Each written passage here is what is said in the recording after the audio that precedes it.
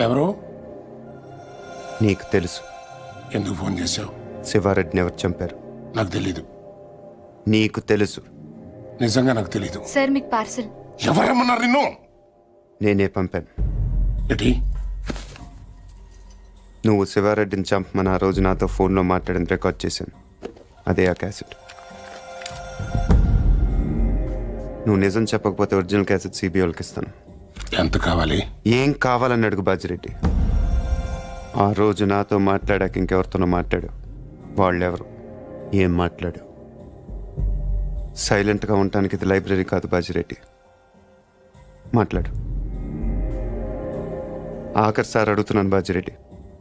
అప్పటికి చెప్పకపోతే నువ్వు నన్ను చూడాల్సి వస్తుంది. నీకు తెలుసు నన్ను చూశాక ఇంకేం చూడటానికి నువ్వు ఉండవు. చూస్తావా? చెప్తావా? చెప్తాను.